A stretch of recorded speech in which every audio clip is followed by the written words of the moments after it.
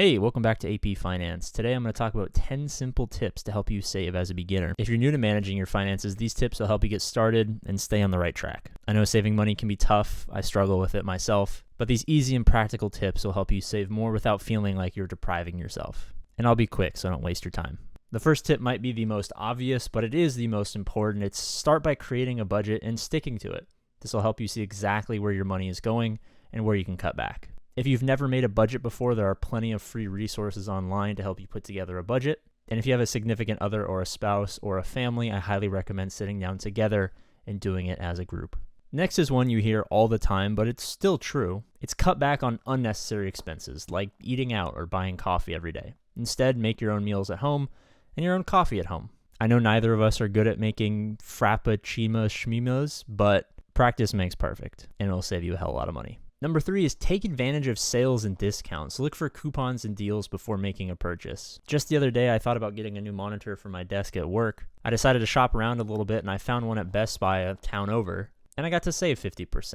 Took me an extra 15 minutes, but I got to save some good money. Fourth is consider switching to a cheaper cell phone plan or internet provider. I know with my family plan that I have to pay for everyone, and the bill's getting really annoying, so I've been shopping myself for a new plan. Just make sure you look around everywhere to make sure you know exactly what it is you're getting, don't get locked into a bad rate, and find a company that works for you. Number 5 is one I actually was upset with my family for recently. It's reduce your energy usage. Turn off the lights. Growing up, I never really understood how annoying it was to pay an electric bill or a water bill until I realized that I went away for a week, left the lights on, and my bills were crazy. It's such a minor thing that no one really thinks about, but it can add up, especially if you're just getting used to starting to save. 6 is a fun one because I live in a very dense city, but save on transportation costs. That can be carpooling, using public transport, walking, biking, whatever you can do, especially here in California. Oh my goodness, going off script here, boys. Gas is like $7, $6, $5, then it's up to not, it's everywhere. Driving, it takes me 45 minutes to get to work. It's terrible. Sometimes just taking the bus, it's not as cool, but it's going to save you a ton of money.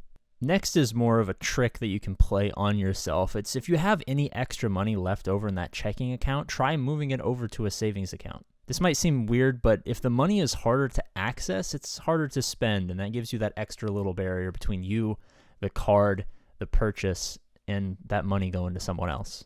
Next is one I didn't really know was a thing until I met my girlfriend's family, and that's try to negotiate better prices. I know you're not going to be able to go to Starbucks and negotiate for a price of a coffee, but whether it's a car or some sort of good or service, I was a skeptic until I saw the master go down and shave off multiple. It wasn't free, but for someone who's never negotiated before, it was pretty impressive. Next is one for all of you guys in your teen or early 20 years. It's look for free or low-cost activities to do instead of expensive stuff. I promise you can have fun without spending money. You can do things like have a picnic, go on a hike. If you live in a city, there's always going to be resources online to help you find the best things to do for the best price. And if you have to spend big money on something fun, just make sure you enjoy it. And to wrap it up at 10, just be patient, be consistent. Saving is not something that comes easy to a lot of people. I know it didn't come easy to me. I like to think of personal finances as like going to the gym. You're not going to step into the gym the first day, squat 1,000 pounds. But if you can start with 50 pounds and work your way up to 100, then 150, then 200, it's the same thing as saving a little bit, then saving more, and just get smarter and smarter with how you allocate your resources. All right, I got to go back to work. I hope you guys enjoyed. As always, I love you, and I'll see you later.